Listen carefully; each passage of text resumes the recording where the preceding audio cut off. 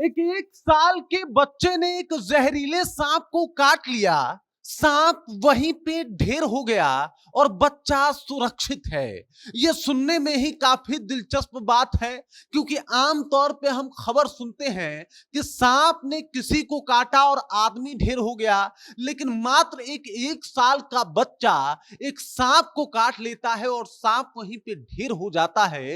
यह खबर अपने आप में चौंका देने वाली है। जब पूरी कहानी आपको बताएंगे तो आपका भी दिमाग सन्न रह जाएगा, लेकिन उससे पहले मेरा परिचय जान लीजिए। मेरा नाम है रजत और आप जनता जंक्शन देख रहे हैं। मैं आपको बता दूं कि सांप का नाम सुन के भी लोगों का दिल सिहर सा जाता है, लोग घबरा जाते हैं और कई लोगों को सांप काटता भी नहीं है, लेकिन सांप को देख के ही उनको एकदम से बेचैनी और घबराहट होने लग जाती है। लेकिन जरा विचार कीजिए कि क्या हुआ होगा जब एक साल के बच्चे का सामना एक स्पेक्टिकल कोबरा से हुआ होगा, यानी हमारे आपके भाषा में कहा जाए तो गहुअन सांप से हुआ होगा।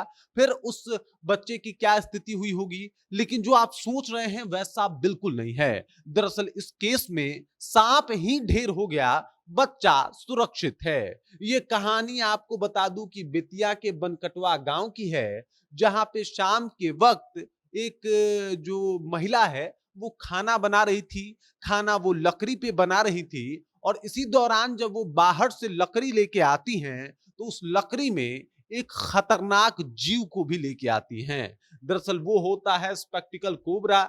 स्पेक्टिकल कोबरा के बारे में थोड़ा सा आपको ब्रीफ कर देता हूं।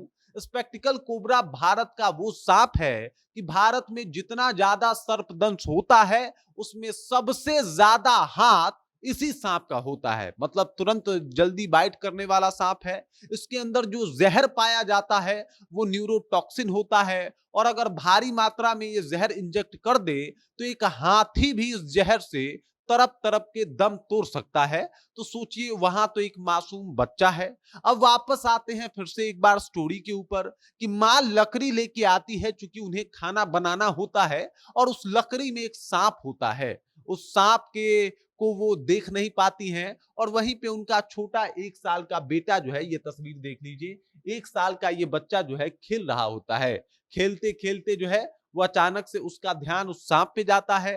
तो पहले तो लकड़ी जो रखा होता है उस लकड़ी से उस सांप को पीट देता है और उसके बाद सांप को पकड़ के अपने दांत से दो टुकड़े में बांट देता है।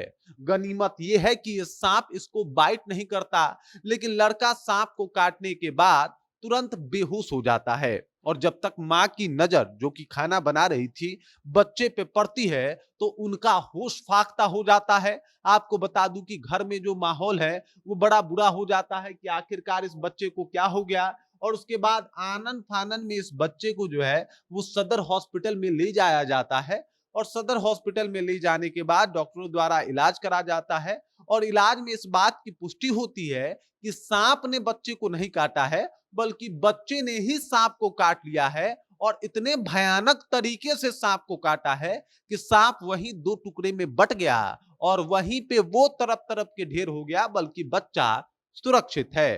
अब जो घर वाले हैं वो भगवान का शुक्रिया अदा कर रहे हैं, कह रहे हैं कि भगवान की कृपा ही हुई है जो ये सांप चला गया और मेरा बच्चा बिल्कुल सुरक्षित है।